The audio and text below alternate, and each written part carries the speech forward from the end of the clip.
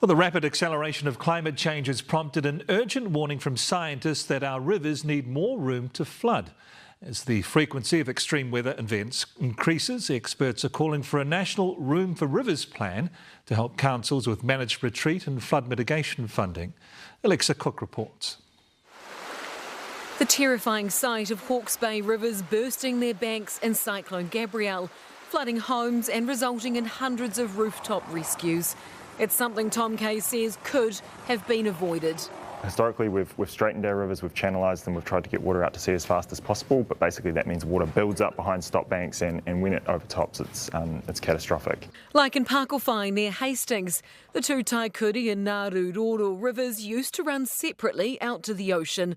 Then humans engineered the rivers away from their natural path to join them together, creating a bathtub effect where they meet in Pakowhai. When those rivers overtopped those stop banks, they filled up that area and people were then rescued from their rooftops, basically with helicopters and boats. And it's since been red zoned? Yeah, since been red zoned. We need to make space for rivers. That energy needs space to dissipate its energy.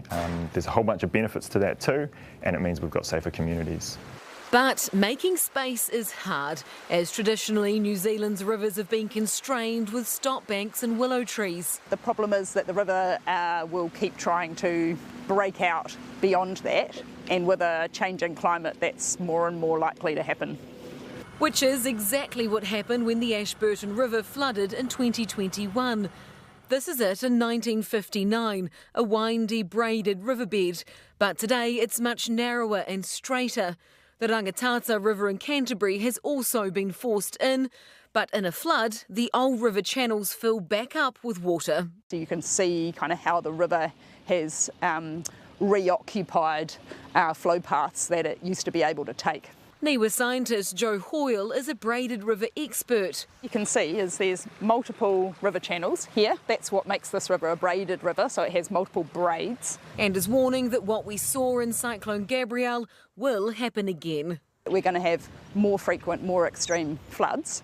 And so the rivers will keep breaking out. We need some new direction that accounts for climate change and the importance of rivers in our landscapes. A direction some councils are taking. The Hutt River is prone to flooding, so the council has begun a project to widen it. It includes lifting up these stop banks, but also demolishing a number of homes and buildings on this side to make more room for the river.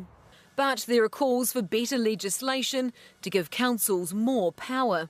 They need stronger tools to give them the ability to stop development in problematic areas and to actually start to move people out of these problematic areas. Ultimately, our rivers need space, and if we don't give it to them, they're going to take it.